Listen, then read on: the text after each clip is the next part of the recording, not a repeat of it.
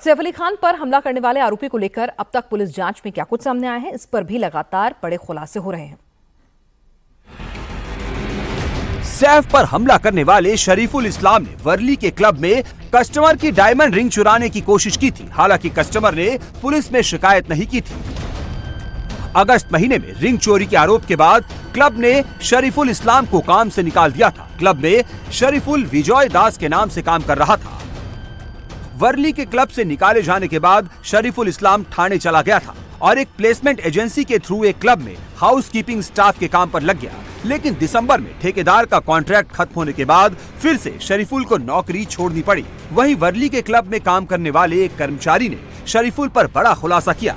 शरीफुल को काम में अच्छा बताया लेकिन व्यवहार में अजीब बताया। शरीफुल क्लब में अपने साथ के लोगों से अपनी फैमिली और अपने गाँव की बात कभी नहीं करता था। गाँव की बात आने पर चुप्पी साध लेता था। शरीफुल से शुरुआती पूछताछ में आरोपी के बारे में कई बड़े खुलासे हुए हैं। सूत्रों के मुताबिक आरोपी ने सैफ के घर को टारगेट किया है। साथ ही कई और फिल्म स्टार्स के घरों की भी रेकी सामने आई है। शरीफुल इस्लाम के पास दिसंबर से काम नहीं था। वो वापस बांग्लादेश लौटना चाह रहा था, जिसके लिए शरीफुल को पैसे की जरूरत थी। बताया जा रहा है कि पैसे के लिए ही शरीफुल ने सैफ के घर को चोरी के लिए टारगेट किया। वहीं पुलिस को शक है शरीफुल ने कई और फिल्म स्टार्स के घरों की रेकी की थी। शरीफुल चोरी और रेकी के काम को बेहद शातिर तरीके से अंजाम दे रहा था। पुलिस को शरीफुल को पकड़ने के लिए 500 से भी ज्यादा सीसीटीवी कैमरों की जांच करनी पड़ी। पुलिस के 100 से भी ज्यादा जवान शरीफुल की तलाश में लगे थे।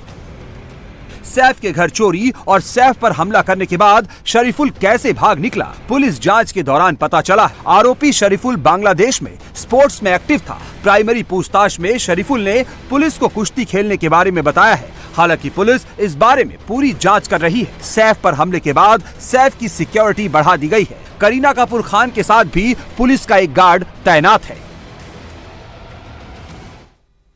सैफ के हमलावर शरीफुल इस्लाम शहजाद के बारे में बड़ा खुलासा हुआ है। अंडा भुर्जी खाने के बाद ऑनलाइन पेमेंट करने से आरोपी पुलिस की रेडार पर आया। हमारी टीम इस दुकान तक भी जा पहुंची जहां से उसने अंडा भुर्जी खाई थी। सीसीटीवी के माध्यम से जो लिंक पुलिस को मिल रहा था, उसके आधार पर अलग अलग टीमें लगातार आगे बढ़ रही थी।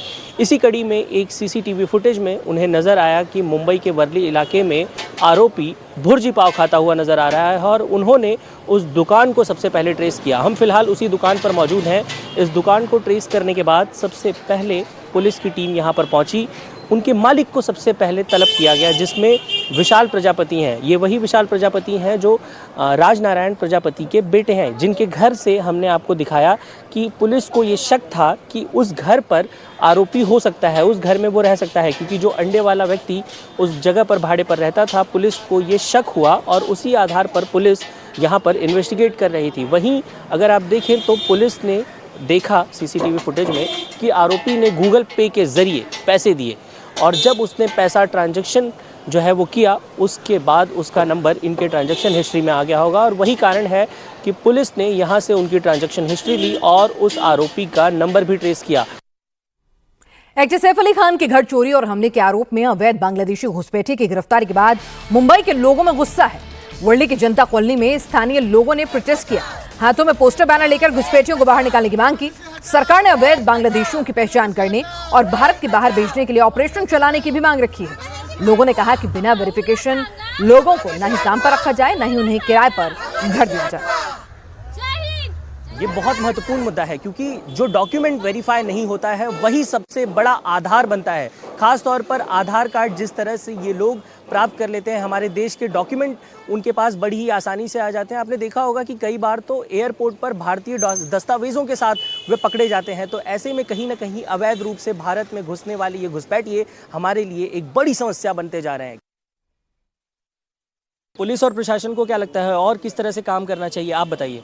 डॉक्यूमेंट बहुत स्ट्रिक्ट करना चाहिए। कोई भी ऐरा गैरा आता है और झूठे डॉक्यूमेंट बना के इधर रहता है, फॉरेन जाता है, दुबई में जाके काम करता है। 10-10 साल इधर रह के वो लोग एकदम मालदार हो गए और हम लोग ऐसे के वैसे रह गए।